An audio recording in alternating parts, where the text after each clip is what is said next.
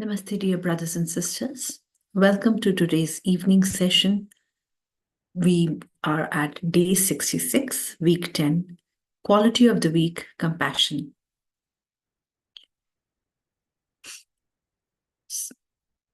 Just a gentle reminder that if you have not yet done your invitation of the day, see if you can share the master classes with somebody who can get benefited from heartfulness practice, and also invite somebody to be your buddy in Being Heartful Everyday program. With that, let us move ahead with our inspirational reading that we have been doing since 2 days back. And we are going to continue reading the user guide, The Art of Removing and Creating Habits. So far, Daji had talked about yamas and niyamas. We also talked about ethical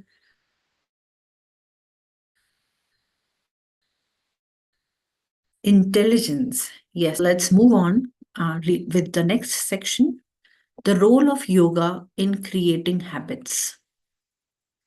The framework of this inquiry starts with the yamas and niyamas of Patanjali's Yoga Sutras.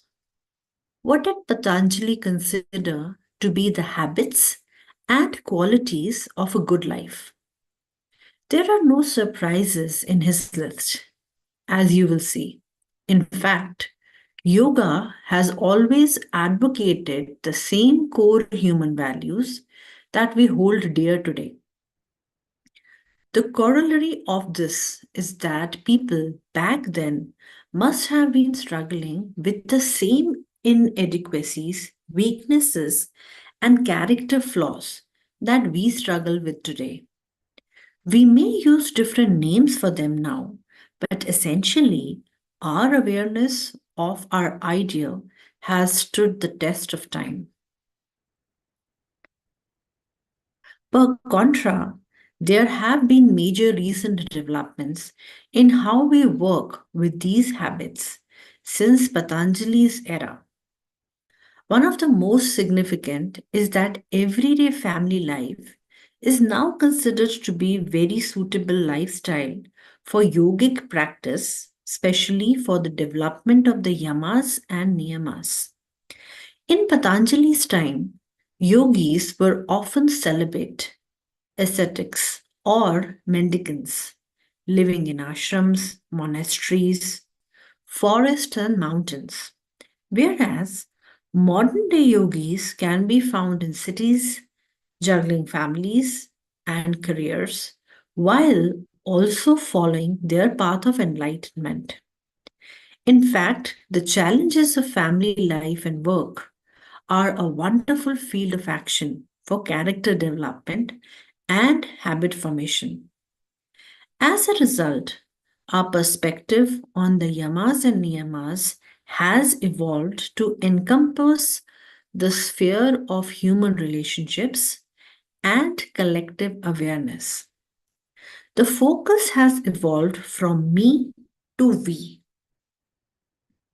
But let's first start with a summary of Patanjali's description of 5 yamas: non-violence, truthfulness, honesty,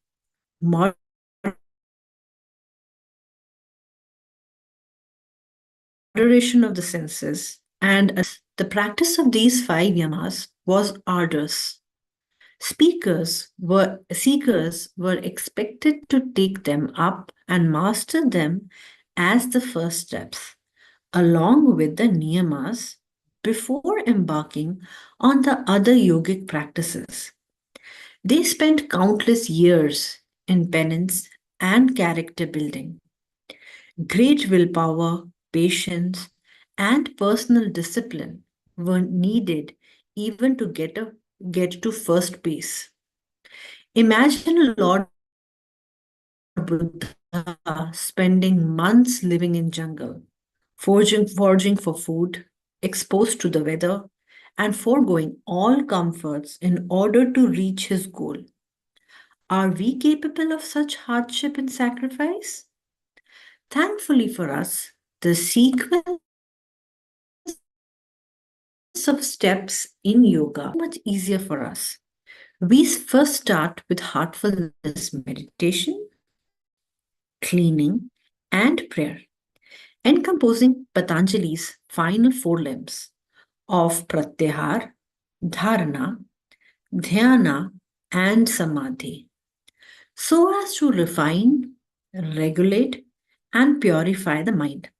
As a result, our instrument of perception, the mind, with which to work on our character, is purer and thus more effective. Inner transformation is a catalyst for outer change. This sequence is very practical because behavioral change is much easier once the mind is refined and well regulated. Inner transformation for someone who still has a heart full of desire, worry, anger, fear, or guilt becomes a daunting task. Now, I'll pause here because this is really something that we need to understand, that why in heartfulness practice we start from pratyahara instead of yama and niyama. Of course, in the article, we will go on with the neuroscience of it. But the beautiful part of the basic core practice of heartfulness itself are meditation, cleaning, and prayer. All these three things help us building that capacity within us that we can actually master yama and niyama. So rather than going off the wagon at the beginning, it develops in us the ability that we can master yamas and niyamas as well. We can build that character that we really want to develop in ourselves for our spiritual progress as well. Cleaning plays a major role in that. And that's the reason that it's one of the very, very important tools in heartfulness practice as well. So let's just reread this last portion because it's so important. Thankfully for us, the sequence of steps in yoga in the current era has made it so much easier for us. We first start with heartfulness meditation, cleaning, and prayer, encompassing Patanjali's final four limbs of pratyahara, dharana, dhyana, and samadhi, so as to refine, regulate, and purify the mind. So, what heartfulness practice does for us is it refines, regulates, and purifies the mind. Why? As a result, our instrument of perception, the mind, with which to work on our character, is purer and thus more effective. So, we develop an ability to use our mind as an instrument much more powerfully. Inner transformation is the catalyst for the outer change. This sequence is very practical because behavioral change is much easier once the mind is refined and well regulated. Inner transformation for someone who still has a heart full of desire, worry, anger, fear, or guilt becomes a daunting task. So we will stop here for today and we'll continue reading to the next section tomorrow. Let us move ahead and prepare ourselves for our universal prayer now. At this moment, I'll request that all of us sit with our eyes closed.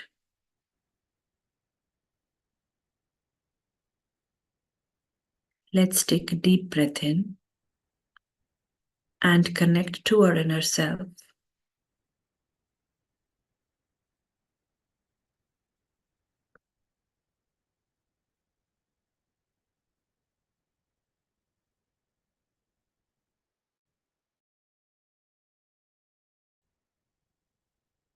Now, with a heart full of love and reverence, let's stay with the subtle thought that all brothers and sisters are being filled with love and devotion, and real faith is growing stronger in them. अब अगले कुछ क्षणों के लिए हम अपना ध्यान इस बात पर केंद्रित करेंगे कि सभी भाई बहन प्रेम और भक्ति से भर रहे हैं और उनमें सच्ची श्रद्धा दृढ़ होती जा रही है।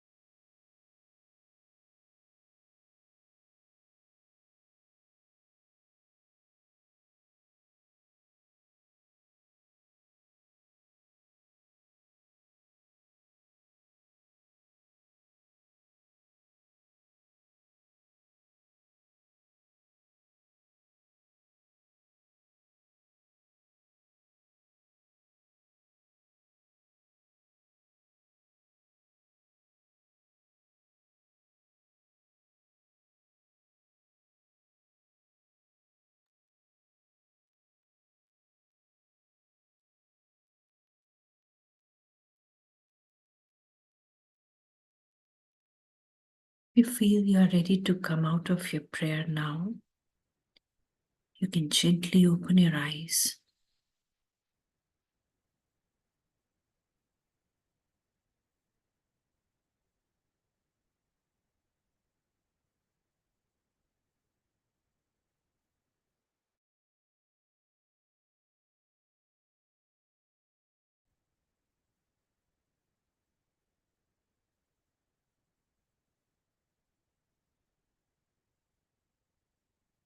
Thank you, dear brothers and sisters, for joining for today's session. Before we close, a gentle reminder for our bedtime prayer and reflection for the day. See you tomorrow at 6 a.m. Have a good night.